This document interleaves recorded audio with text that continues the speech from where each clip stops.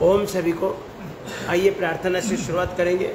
सीधे बैठेंगे, मेरुदंड सीधा, ध्यान मुद्रा, चेहरा सामने, आंखें सहजता से बंद, चेहरे पर प्रसन्न भाव और लंबा गहरा सांस भरेंगे।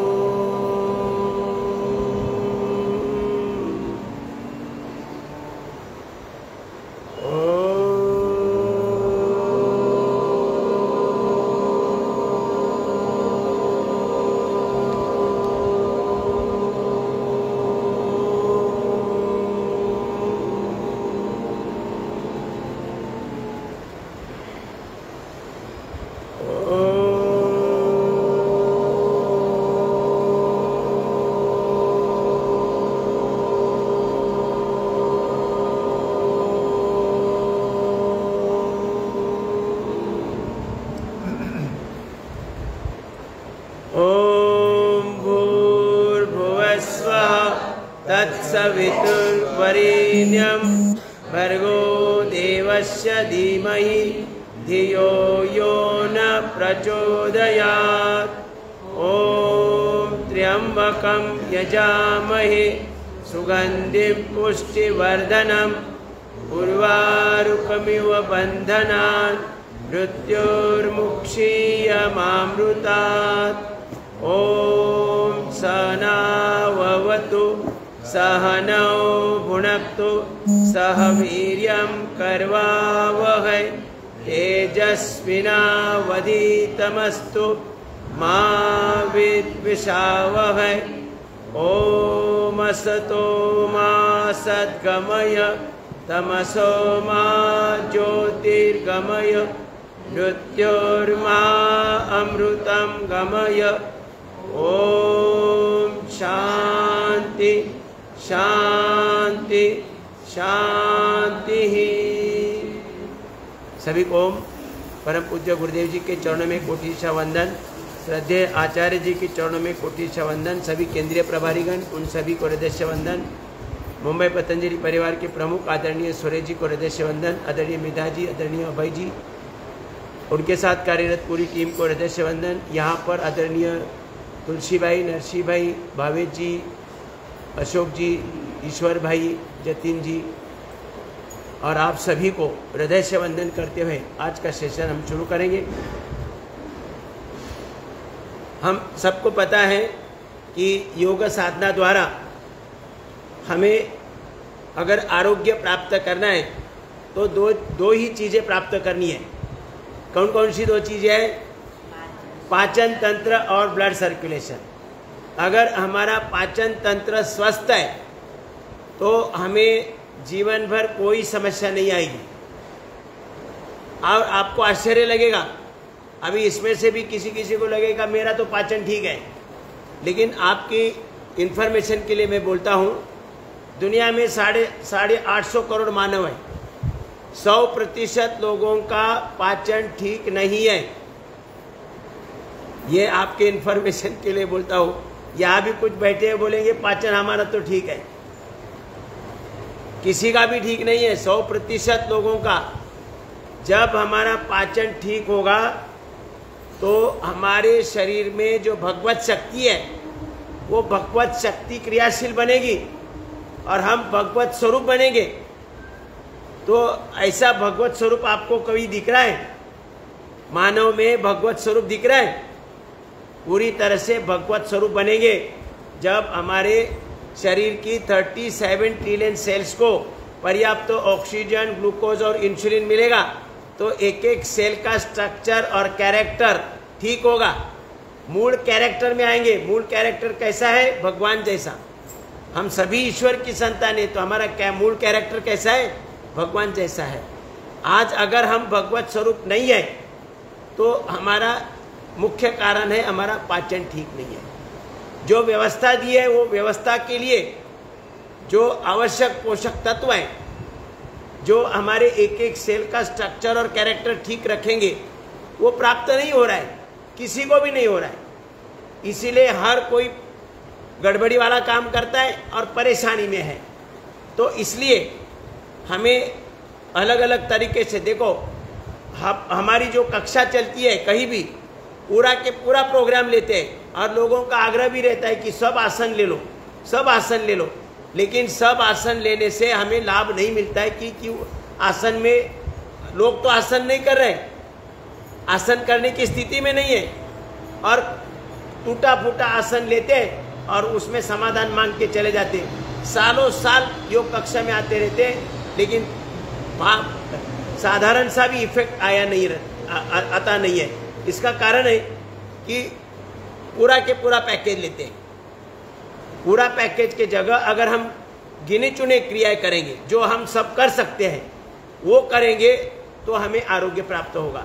और हमें एक बार समझ गया है कि हमारा पाचन और ब्लड सर्कुलेशन ठीक करना है, तो हाथ पांव के सूक्ष्म व्यायाम करने से भी वो प्राप्त होगा, या कपालभाति अनुलोम विलोम करने से भी प्राप्त होगा, या मर्कटासन भुजंगासन करने से भी प्राप्त होगा। लेकिन वो क्रिया ज़्यादा करनी चाहिए। अब सब आसन करते हैं लेकिन थोड़ा थोड़ा थोड़ा थोड़ा करके कोई फायदा नहीं होता है। इसलिए हमें गिनी चुनी क्रिया जो सभी लोग सामने जो बैठे साधक वो कौन सी क्रिया कर सकते, वही क्रिया ज़्यादा करनी है, तो हमें अवश्य लाभ होगा। तो आज हम शुरुआत करेंगे थोड़ा सा सूक्ष्म व्यायाम 5 मिनट के लिए। दोनों पाँव सामने खोल दीजिए।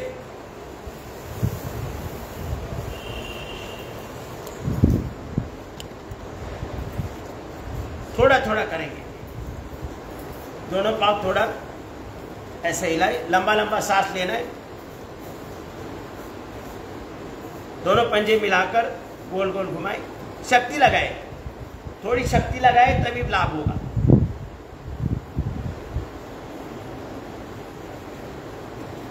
पंजे आगे पीछे दबाए,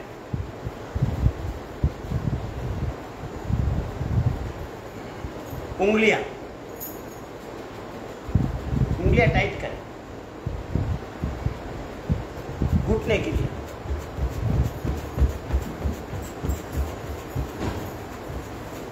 स्वामी जी हमेशा बोलते हैं योग साधना की शुरुआत सूक्ष्म व्यायाम से करें तो पूरा शरीर खुल जाता है। घुटने की वाटी ऐसे अंगूठे से गोल गोल घुमाइए।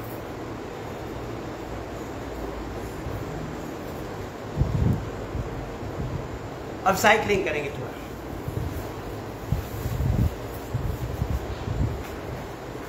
दूसरा पाव के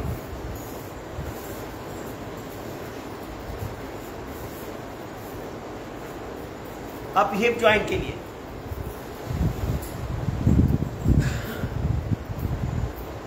हिप जॉइंट शक्तिशाली, फ्लेक्सिबल और उनके अंदर चपलता चाहिए, तो बैठना, उठना, चलना, दौड़ना बिल्कुल मुश्किल नहीं होगा। थोड़ा गति देकर करो, झूला देंगे। दूसरा, हिप जॉइंट में गड़बड़ी आती है तभी तो लोग ज्यादा उम्र वाले देखो धीरे धीरे धीरे चल रहे। हिप जॉइंट और घुटने, ये सूक्ष्म व्यायाम अगर रोज कर रहे हैं तो ये समस्या ही नहीं आएगी।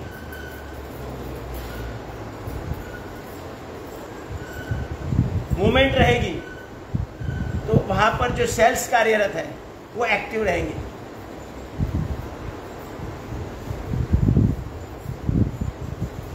थोड़ा सा चक्की चलाएंगे ऐसे।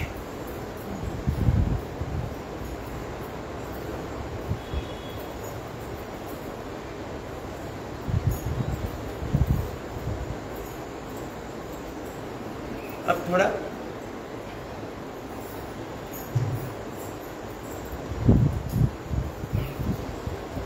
पश्चिमोत्तानासन,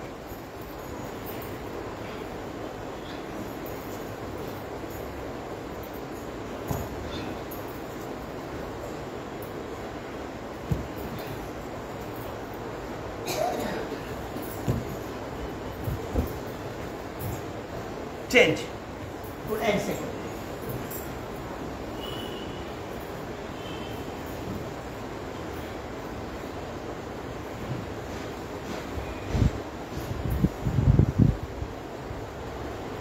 चेंज,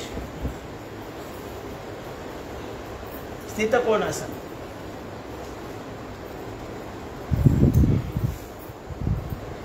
ये क्रिया ज्यादा करना चाहिए।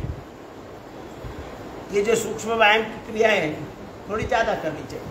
बटरफ्लाई,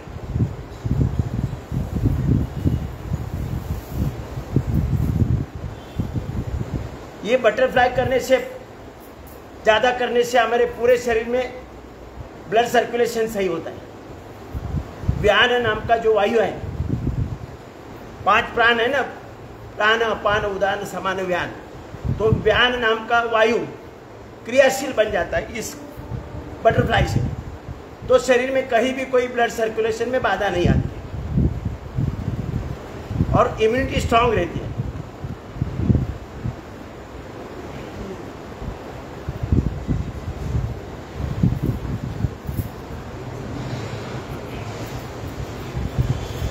थोड़ा सा ऐसा बैठे बैठे पूरा व्यायाम होता है।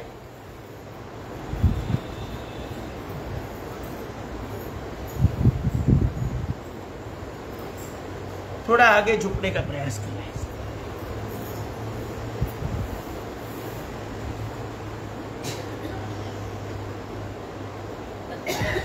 इतनी फ्लेक्सिबिलिटी कि ऐसे हम बैठ सकेंगे, फिर हमें खुद को ऐसे उठा सकेंगे, ऐसे पद्मासन लगा सकेंगे।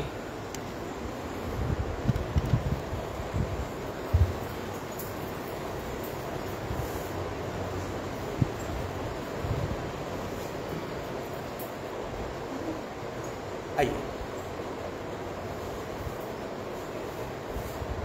अभी ये क्रिया करने से देखो उंगलियों के जॉइंट्स में कहीं भी पूरा यहां तक पूरा व्यायाम हो रहा है, और ये ज्यादा करने से हमारी मेमोरी स्ट्रांग रहेगी, भूलने की बीमारी जीवन में कभी नहीं आएगी अगर 100 बार रोज कर रहे हैं।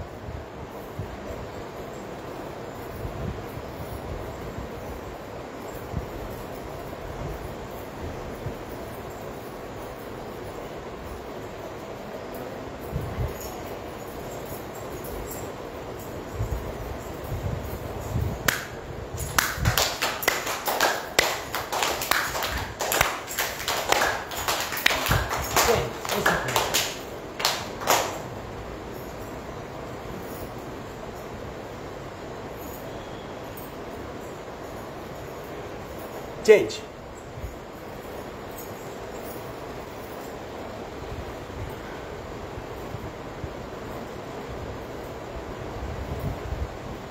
पंजे घुटने पर रखें,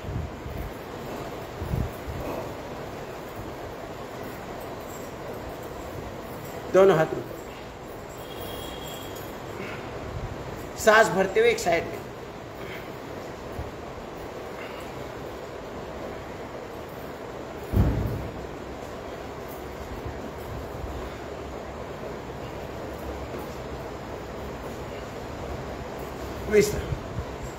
अब 3 बार करें। सांस भरते हुए एक दूसरे के विपरीत दिशा में दाब देना है आगे से।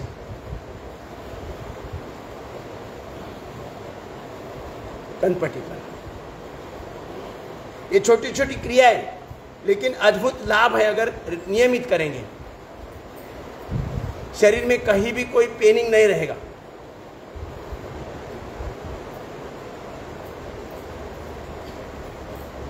आइए अब थोड़ा सा प्राणायाम का अभ्यास करेंगे। प्राणायाम भी जरूरी है। व्यायाम की प्रक्रिया में खाली हार्डवेयर ठीक होंगे, लेकिन प्राणायाम से सॉफ्टवेयर की फाइलें ओपन होगी। अगर हम खाली व्यायाम ही करेंगे, योगिक जॉगिंग, सूर्य नमस्कार, हाथ पांव के सूक्ष्म व्यायाम, दंड बैठक वगैरह अलग अलग आसन, तो हार्डवेयर मजबूत हो सकता है, लेकिन सॉफ्टवेयर की फाइलें जब तक ओपन नहीं होगी तब तक हम बीमारी से नहीं बचेंगे। आपने सुना होगा कभी, ये क्रिकेटर कितना व्यायाम करते हैं, उनको कितना व्यायाम होता है, लेकिन उनको कैंसर हो गया। सुना होगा ना, किसी क्रिकेटर को कैंसर हो गया। एक पुलिस ऑफिसर 2 घंटा रोज जिम का व्यायाम करते थे, मिस्टर रॉय करके 2 घंटा जिम का व्यायाम करते थे, लेकिन कैंसर ग्रस्त होकर खुद ही आत्महत्या कर दी। मतलब 2 घंटे का जिम का व्यायाम भी वो रोग को रोक नहीं सका। तो इसलिए हमें प्राणायाम आवश्यक है। प्राणायाम हमारे सॉफ्टवेयर की फाइलें ओपन करेगा। हम पढ़ेंगे पहला भस्त्री का प्राणायाम 2 मिनट के लिए। ध्यान मुद्रा, डीप ब्रीदिंग करना है, लंबा सांस भरना है, लंबा सांस छोड़ना है, कहीं भी रोकना नहीं है, अंदर नहीं रोकना, अंतर कुंभक नहीं, बाह्य कुंभक नहीं, लंबा सांस लेना है।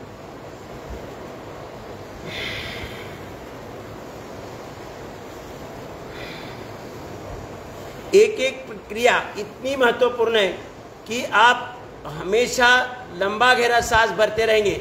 हमारी जो सांसों की संख्या है, आज नॉर्मली हम 18, 20, 22 सांस लेना छोड़ना, ये एक सांस है। ऐसे हम 18, 20, 22 लेते हैं 1 मिनट में, लेकिन ये संख्या कम करनी चाहिए।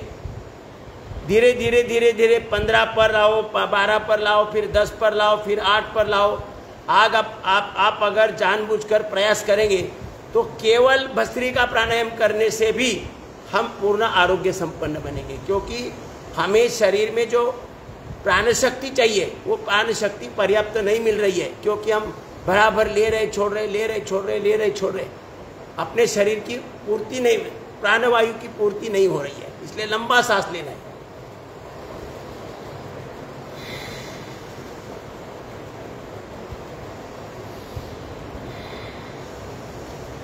घर में भी आप कभी समय मिले, उसे खान पान की कोई अड़चन नहीं, कभी भी आपको याद आए घड़ी सामने रखो, जो सेकंड काटा चल रहा है उसके ऊपर आप शुरुआत करो कि नॉर्मल ब्रीदिंग में 18-20 बार होता है, लेकिन हमें रोकने का प्रयास करें।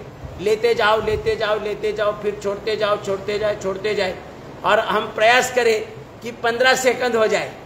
मतलब हमारी लेने की और छोड़ने की प्रक्रिया 15 सेकंड, फिर दूसरे 15 सेकंड में और एक सांस, और तीसरे 15 सेकंड में एक, और एक 15 सेकंड में एक। ऐसे आप प्रयास करो 10 मिनट रोजाना। आपको कितना फर्क होता है वो आप ऑब्जर्व करो, बहुत फर्क होता है। 4 सांस मतलब 15-15 सेकंड। अभी स्वामी जी तो बोलते हैं मैं 1 मिनट में एक ही सांस लेता हूँ, मुझे इतना एक ही सांस। तो इसके कारण हमारे शरीर में हमारी जो सेल्स की रिक्वायरमेंट है प्राण शक्ति की, वो पूरी होती है। और इसलिए हमें ये रोजाना, उसको कोई समय ही नहीं है। मतलब हम तो यहाँ 2-3 मिनट ले रहे, लेकिन अदरवाइज हमारा 24 आवर्स डीप ब्रीदिंग अगर करेंगे तो हमें बीमारी ही नहीं आएगी। इतना ध्यान रखें। आइए अब कपालभाति करेंगे। अपान मुद्रा लगाए, अलग अलग मुद्रा लगा सकते हैं। ये डिटॉक्स करता है, शरीर को डिटॉक्स करता है। अपान वायु स्ट्रांग होता है। अपान मुद्रा से अपान वायु स्ट्रांग होता है, जो कमर के नीचे, नाभि के नीचे कार्यरत होता है, पाँव तक। ये यहाँ जो कार्य हो रहा है इसके द्वारा, वो नाभि के नीचे जो भी कार्य हो रहा है उसका वो कार्य अपान वायु स्ट्रांग होने से सबल हो जाता है। केवल छींकना है, पेट अपने आप अंदर आ जाता है। अपान मुद्रा लगाकर केवल छींकना है। गले के नीचे कोई क्रिया जानबूझकर नहीं करनी। जो पेट अंदर स्ट्रोक लेगा वो अपने आप लेगा। मन में एक सकारात्मक भाव होना चाहिए, प्रभु कृपा से मेरा पाचन तंत्र स्वस्थ हो रहा है।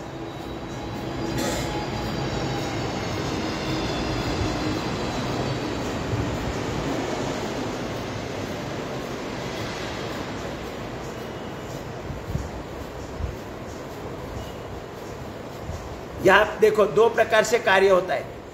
हम नॉर्मली सांस लेते हैं और छोड़ते हैं, लेकिन अगर आपने ऑब्जर्व किया होगा हम लेते ज़्यादा लेकिन छोड़ते कम। इस कारण हमारे लंग्स के अंदर कार्बन जमा रहता है। मतलब जितना लिया उससे उतना तो कम से कम बाहर आना चाहिए, वो आता नहीं है। इस कारण हमारे लंग्स के अंदर 7 करोड़ 20 लाख वायु कोशों के अंदर कार्बन जमा हो जाता है। तो हम जब कपालभाति करते हैं तो जोर से छींक मारते हैं, तो इसके द्वारा हमारे लंग्स के अंदर 7 करोड़ 20 लाख वायु कोशों की शुद्धि होती है। और दूसरी क्रिया होती है पेट के अंदर। पेट के सभी अंग, kidney, liver, intestine, pancreas, gallbladder, prostate, uterus, ओरी, इन सभी अंगों का सुंदर व्यायाम होता है। उनके अंदर भी जो कार्बन जमा हुआ है, हालचाल न होने के कारण, मूवमेंट ना होने के कारण उनके अंदर भी कार्बन जमा है, वो उनके अंदर मूवमेंट आने से, अंकुंचन प्रसरण आने से कार्बन वहाँ से भी निकल जाता है और एक एक अंग की शुद्धि होती है और उनके अंदर जो कार्य होना है वो कार्य सुचारू रूप से होता है। ये क्या होता है, हम अनवांटेड चीज़ें खा लेते हैं और जो डाइजेस्टिबल नहीं है, जैसे हम चाय बनाते हैं, चाय बनाते हैं तो चाय जब उबाल कर पीने के पहले क्या करते हैं, छन्नी से ये उसको क्या बोलते हैं उसको, आप गालते हैं, हाँ ऐसे बोलते हैं ना, क्या बोलते हैं मुझे पता, हम तो गालना बोलते हैं। हाँ, तो उसमें कचरा ऊपर रहता है ना, वो पीने लायक नहीं है तो वो ऊपर रहता है। तो ऐसे ही हमारे शरीर के लंग्स हो, हार्ट हो, kidney, liver, intestine, pancreas, gallbladder, prostate, uterus, इन सभी अंगों के अंदर ये अनवांटेड चीज़ें जाम हो जाती है और एक समय आता है मूवमेंट ना होने के कारण जाम हो जाती है और ये अंग जिस तरीके से भगवान ने सोचा है वो तरीके से काम नहीं कर सकते। इसीलिए अलग, जहाँ कचरा ज़्यादा जमा हो गया वहाँ उस अंग की बीमारी आ जाती है। इसलिए हमें ये कपालभाति द्वारा, कपालभाति और अनुलोम विलोम द्वारा, भस्त्रिका द्वारा हमारे संपूर्ण शरीर की शुद्धि हो रही है और एक एक अंग दोबारा अपनी स्थिति में आ जाता है कार्य करने के लिए भगवान की योजना अनुसार। शरीर में चाहे जो भी बीमारी हो, करना कपालभाति है, हल्का हल्का करना है। अगर ऑपरेशन है तो ऑपरेशन की तीव्रता अनुसार 3 महीने, 4, 6 महीने, 9 महीने, 12 महीने के बाद करना है। मासिक धर्म में महिला में नहीं करना है, प्रेगनेंसी पीरियड में कपालभाति नहीं करना है। बाकी हार्ट, हाई बीपी वाले थोड़ा हल्का हल्का करें, ऐसा।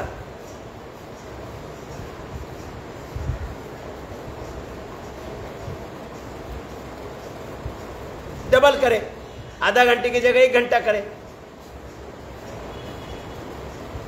बाकी सब झमाझम कर सकते हैं।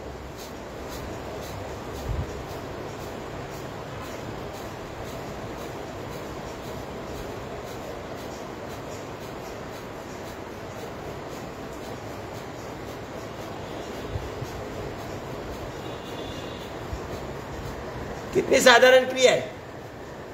अगर ये किसका पेट बड़ा है, पेट भारी है, हो नहीं सकता है, तो वो मरकट आसन से वो लाभ उठा सकते हैं। मरकट आसन और भुजंगासन, उससे भी वो लाभ उठा सकते हैं, पाचन तंत्र को स्वस्थ कर सकते हैं।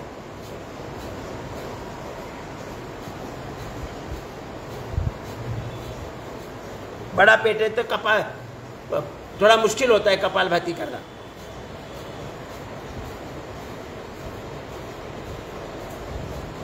लेकिन भस्त्रिका करना आवश्यक है। जैसे सूर्य प्रकाश के लिए कोई अल्टरनेट नहीं है। सूर्य प्रकाश अगर हम लेते हैं, मैंने जैसे बोला, सूर्योदय के बाद आधा घंटा या सूर्यास्त के पहले आधा घंटा, और बीच में दोपहर के समय 15 मिनट जो कड़क धूप होती है उसमें 15 मिनट लेना। इसके लिए कोई ऑप्शन नहीं है। आप भले विटामिन डी की गोली वगैरह खाएंगे लेकिन वो इफेक्ट नहीं मिलेगा जो नेचुरल मिलेगा। उसके लिए कोई अल्टरनेट नहीं है, दुनिया में कोई अल्टरनेट नहीं। और दूसरे, सलाइवा को कोई अल्टरनेट नहीं है। सलाइवा का जो उपयोग करके लेना है उसमें कोई अल्टरनेट नहीं है। और ये कपालभाति करने से हमारे 8 चक्र, जो थायराइड भी है, ये थायराइड अगर सही है तो सलाइवा का उपयोग भी होगा, सलाइवा भी निर्माण होगा, हमारे शरीर में कोई समस्या नहीं आएगी। एक क्रिया करने से पूरे शरीर के 8 चक्र एक्टिवेट हो जाते हैं।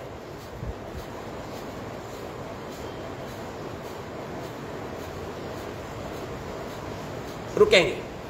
अब कपालभाति की बात करना है। बाह्य प्राणायाम, जो शक्ति निर्माण होती है कपालभाति से, जो एनर्जी निर्माण होती है, उसे ऊपर उठाना है। ऊपर उठाए बगैर काम नहीं होगा। ऊर्ध्वगामी बनाना है। हमारी कुंडलिनी शक्ति भी एक्टिवेट हुई कपालभाति से, लेकिन उसे ऊर्ध्वगामी बनाना है। कुंडलिनी शक्ति के पास हमारे कई जन्मों से अच्छे बुरे अनुभव, मतलब पूरी शक्ति, पूरा ज्ञान का भंडार, गुण कौशल्य का भंडार, बुद्धिमत्ता का भंडार, ये सब कुंडलिनी शक्ति में मौजूद है, लेकिन उसे एक्टिवेट करके ऊर्ध्वगामी बनाना आवश्यक है।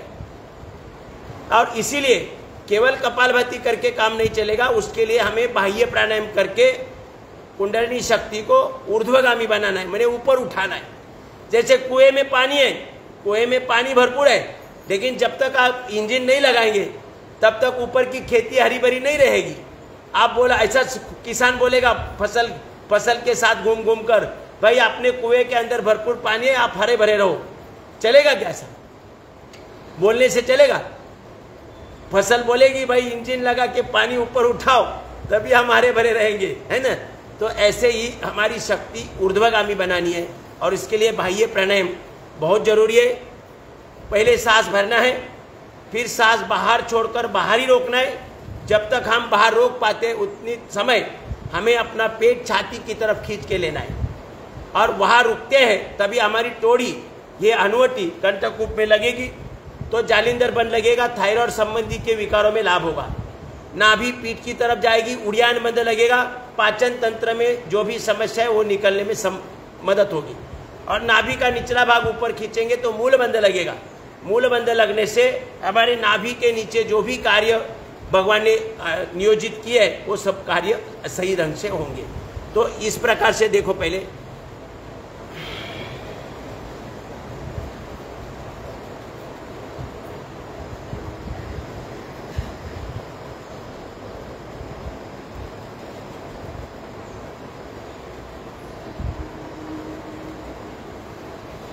जब इच्छा हो छोड़ देना है, और इसे हम जितना ज्यादा करोगे, कोई लिमिट नहीं है, 3 बार, 5 बार, 11 बार।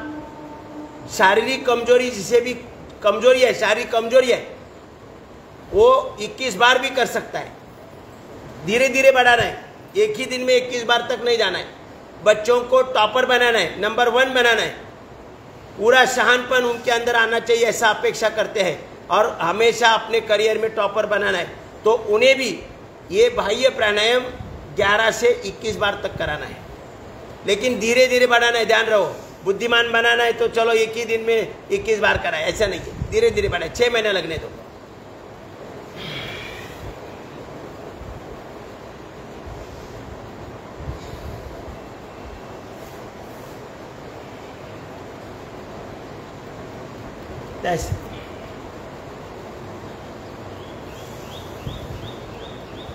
हाँ, उसके बाद थोड़ा अग्निसार क्रिया भी कर सकते हैं। सांस पूरे भरना है, फिर पूरा बाहर छोड़कर बाहर ही रोकना है। जब तक बाहर रुका हुआ है पेट को हल्का हल्का स्ट्रोक देना है।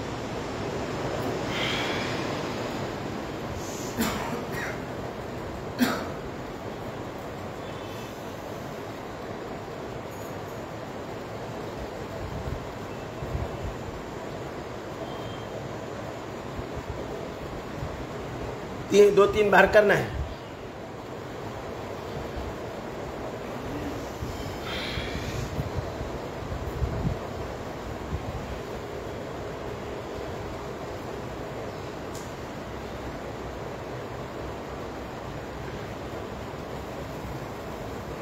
कोई भी क्रिया करने में कोई मर्यादा नहीं है प्राणायाम की, जितनी ज्यादा करेंगे उतना अधिक लाभ होगा।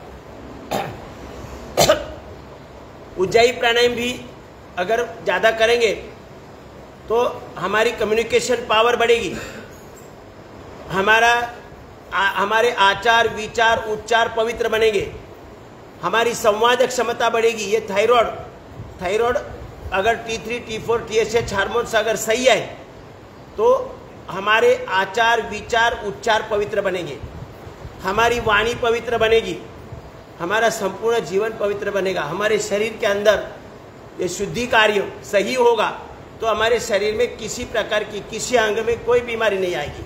इसलिए हमें उज्जाई प्राणायाम भी, बच्चों को भी उज्जाई प्राणायाम अगर ज़्यादा करवाएंगे तो उनका प्रेजेंटेशन सही होगा, प्रेजेंटेशन पावर बढ़ेगी, प्रेजेंटेशन पावर और प्रेजेंटेशन प्रभावी बनाना है तो बच्चों को उज्जाई प्राणायाम ज़्यादा करवाना है, 11 बार 21 बार ऐसे।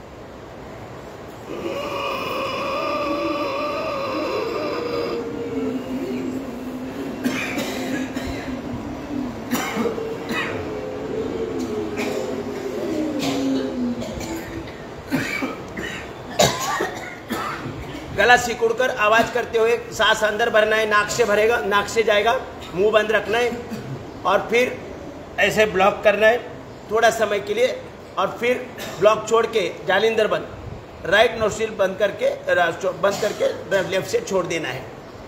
और यहाँ 2 बंद लगते हैं। जब हम यहाँ हनुवटी लगाएंगे तब हमारा नाभि का निचला भाग हमने ऊपर खींच के लेना है, तो मूल बंद लगेगा। 2 बंद लगेंगे। बाह्य प्राणायाम मध्ये 3 लगते हैं, जालिंदर बंद, उड़ियान बंद और मूल बंद। यहाँ 2 ही बंद लगेंगे, एक तो जालिंदर बंद लगेगा और दूसरा मूल बंद लगेगा, उड़ियान बंद नहीं लगेगा। इस प्रकार से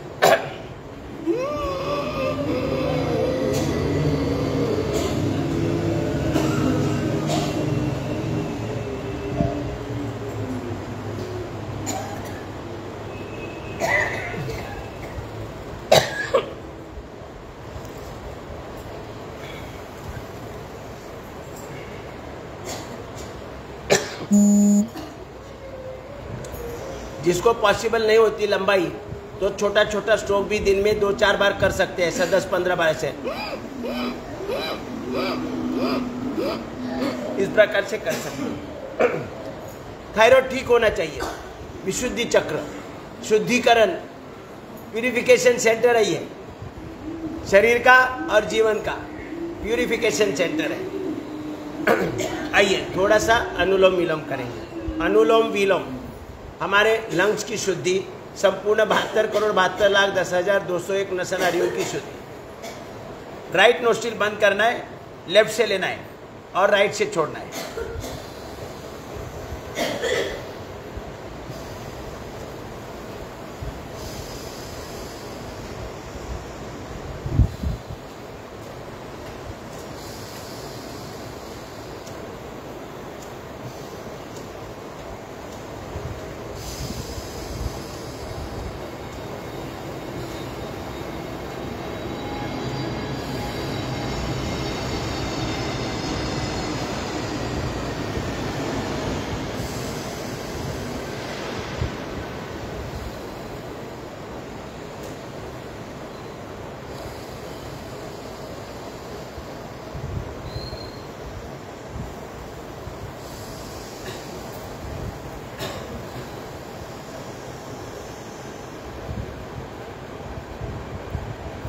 लंबा लेना है, लंबा छोड़ना है और मन में एक सकारात्मक भाव रखना है।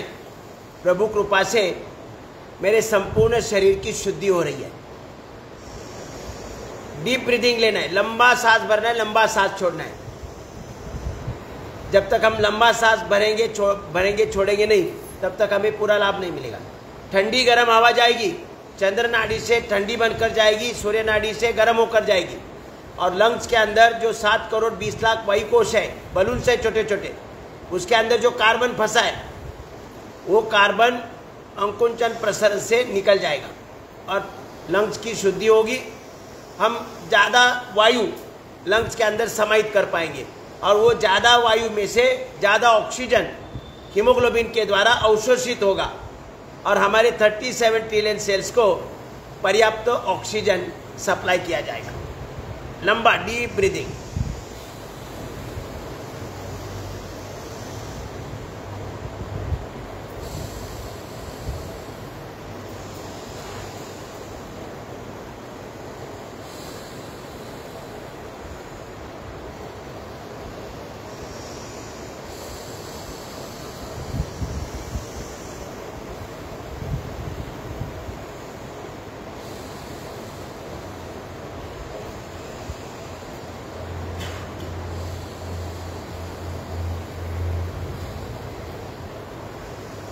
लंग्स के अंदर 7 करोड़ 20 लाख वायुकोश है, उनकी शुद्धि होगी।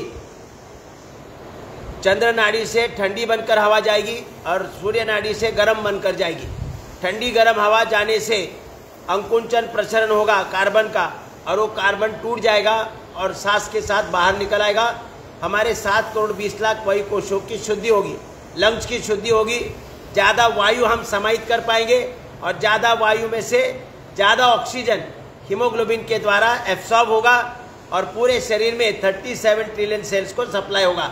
तो जो सप्लाई होगा 72,72,10,201 नसनाड़ियों से। जहाँ ऑक्सीजन गया वहाँ कार्बन नहीं रहेगा। जैसे अंधेरी रूम है, अंधार है पूरा, जैसे ही लाइट का बटन दबाएंगे तो अंधेरे को बोलना पड़ता है भाई चले जाओ अभी प्रकाश आ गया है, वो अपने आप चला जाता है। वैसे ही हमारे लंग्स के माध्यम से ज़्यादा ऑक्सीजन अवशोषित हीमोग्लोबिन करेगा और जब नसनाड़ियों के द्वारा सप्लाई होना शुरू हो जाएगा तो अपने आप कार्बन का निष्कासन होगा। इसलिए हमें यह अनुलोम विलोम भी 15 मिनट तक रोजाना करना आवश्यक है, 15 मिनट तक। आइए अब करेंगे भ्रामरी प्राणायाम, 3 बार करेंगे। देखो हमारे यहाँ कब कहाँ जमा होता है ज़्यादा, यहाँ कब ज़्यादा जमा होता है कि नहीं, यहाँ पर और यहाँ पर जमा होता है। तो यहाँ पर जमा होता है तो दमा, अस्थमा, ब्रोंकाइटिस ऐसी समस्या होती है। यहाँ जमा होता है कब, तो बाल झड़ना, बाल सफ़ेद होना, ब्रेन डिसऑर्डर आना, आईसाइट में कमजोरी आना, सुनने की क्षमता कम होना, सूंघने की क्षमता कम होना, टेस्ट लेने की क्षमता, यहाँ कार्बन भरा पड़ा है, कफ भरा पड़ा है। कफ ज़्यादा कफ आता है तो कफ यहाँ भरता है तो ब्लड सर्कुलेशन नहीं बराबर होता है, तो अपने यहाँ के सेल्स को पर्याप्त तो ऑक्सीजन, ग्लूकोज और इंसुलिन नहीं पहुँचता है, तो वहाँ के सेल का कार्य में बिगाड़ आता है। तो ये कफ का निष्कासन, मतलब ब्रेन डिसऑर्डर आती है तो क्या होता है, चींटी जैसी समस्या है लेकिन हिमालय जैसी लगने लगती है। तो क्या होता है, स्ट्रेस लेवल बढ़ता है, तनाव आ जाता है। तनाव का कारण क्या है, ब्रेन सेल को पर्याप्त तो ऑक्सीजन, ग्लूकोज और इंसुलिन नहीं मिल रहा है। अदरवाइज ब्रेन अपना पावरफुल है, हिमालय जैसी, अगर हमारी या कफ का जमावड़ा नहीं होगा और ऑक्सीजनेटेड ब्लड इस ब्रेन सेल को जाएगा तो हिमालय जैसी समस्या चींटी जैसी लगेगी और बोले ये तो मेरा बाएं हाथ का मैल है, ऐसा बोलते कि नहीं, ये तो बाएं हाथ का काम है ना। तो कब तनाव आएगा क्या, ऐसी स्थिति में तनाव नहीं आ सकता है। तो जिसको भी तनाव ज़्यादा है, स्ट्रेस लेवल ज़्यादा है, उन्होंने ये भ्रामरी प्राणायाम 21 बार तक करना है। अगर ज़्यादा या और भी ज़्यादा तनाव आ जाता है तो 51 बार तक भ्रामरी प्राणायाम करना है। तो पूरा कफ का निष्कासन होगा और ब्लड सर्कुलेशन सही होगा, ब्रेन सेल पावरफुल बनेंगे। आइए 3 बार करेंगे।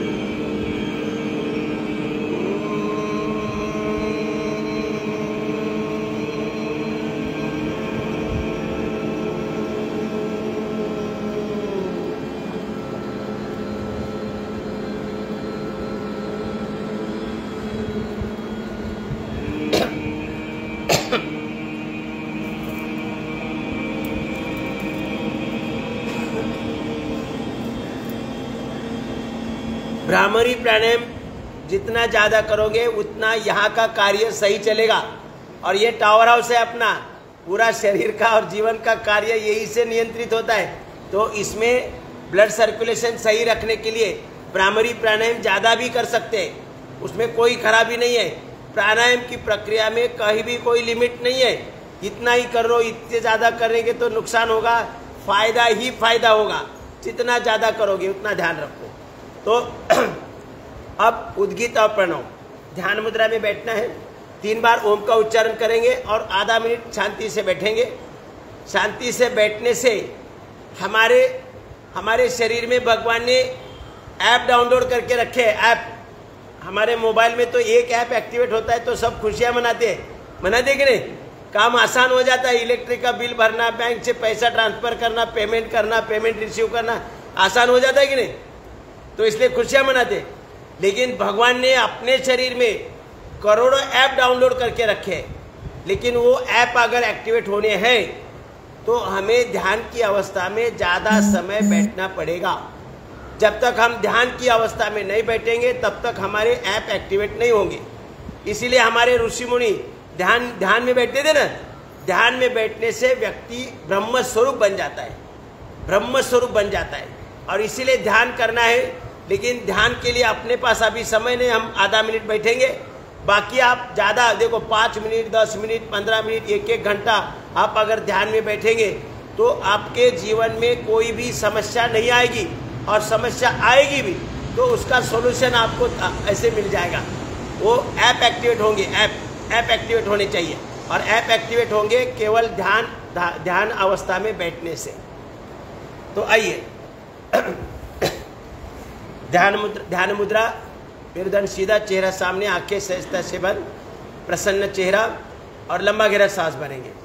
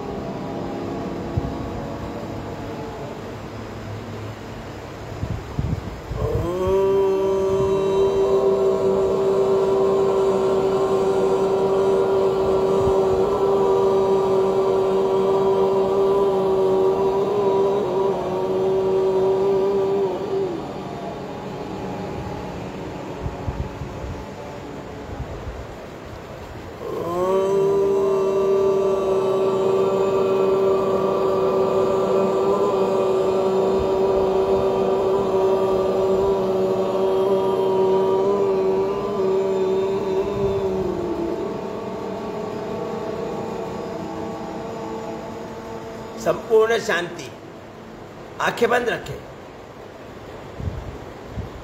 मंद गति से सांस लेना है, मंद गति से सांस छोड़ना है। इस अवस्था में हम जितना ज़्यादा बैठेंगे उतने अधिक ऐप एक्टिवेट होंगे, और हमारा जीवन कार्य सरल बनेगा, सहज बनेगा। हमारे जीवन में समस्या आएगी भी, लेकिन उनका सॉल्यूशन भी तुरंत आपके पास मिलेगा बाय इंट्यूशन, कि हमें ये करना पड़ेगा। इस प्रकार से हमें इस ध्यान धारणा का अभ्यास रोजाना अवश्य करना है।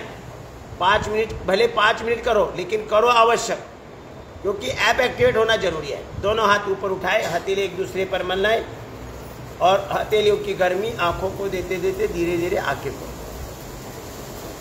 ओम सभी को। अभी आदरणीय शरद जी थोड़ा मरकटा